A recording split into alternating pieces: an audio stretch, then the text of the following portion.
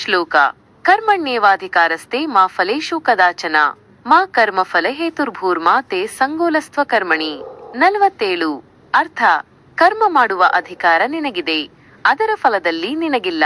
ಕರ್ಮಫಲಕ್ಕೆ ನೀನು ಕಾರಣನಾಗಬೇಡ, ಕರ್ಮ ಮಾಡದಿರುವಿಕೆಯಲ್ಲಿ ನಿನಗೆ ಆಸಕ್ತಿ ಇರಬಾರದು. ವಿವರಣೆ: ಇದು ಭಗವದ್ಗೀತೆಯ ಅತ್ಯಂತ ಪ್ರಸಿದ್ಧ ಶ್ಲೋಕಗಳಲ್ಲಿ ಒಂದು. ಕೃಷ್ಣನು ಅರ್ಜುನನಿಗೆ ಕರ್ಮದ ನಿಯಮ ಮತ್ತು ಫಲಾಸಕ್ತಿಯನ್ನು ತೊರೆದು ಕರ್ತವ್ಯ ಮಾಡುವ ಬಗ್ಗೆ ಹೇಳುತ್ತಿದ್ದಾನೆ. ಕರ್ಮಣ್ಯೇವಾಧಿಕಾರಸ್ತೆ ಮಾ ಫಲೇಷು ಕದಾಚನ. ಕರ್ಮ ಮಾಡುವ ಅಧಿಕಾರ ನಿನಗಿದೆ, ಅದರ ಫಲದಲ್ಲಿ ನಿನಗಿಲ್ಲ.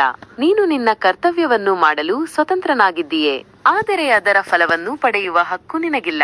ಫಲವನ್ನು ಕೊಡುವವನು ಭಗವಂತ, ಆತನು ಕರ್ಮದ ಪ್ರಕಾರ ಫಲವನ್ನು ನೀಡುತ್ತಾನೆ. ಮಾ ಕರ್ಮಫಲ ಹೇತುರ್ಭೂರ್ಮಾ ತೇ ಸಂಗೋಲಸ್ತ್ವ ಕರ್ಮಣಿ. ಕರ್ಮಫಲಕ್ಕೆ ನೀನು ಕಾರಣನಾಗಬೇಡ, ಕರ್ಮ ಮಾಡದಿರುವಿಕೆಯಲ್ಲಿ ನಿನಗೆ ಆಸಕ್ತಿ ಇರಬಾರದು.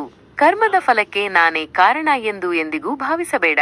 ಹಾಗೆಯೇ ಕರ್ಮ ಮಾಡದೆ ಸುಮ್ಮನಿರುವುದು ಸರಿಯಲ್ಲ, ನಿನ್ನ ಕರ್ತವ್ಯವನ್ನು ಮಾಡು.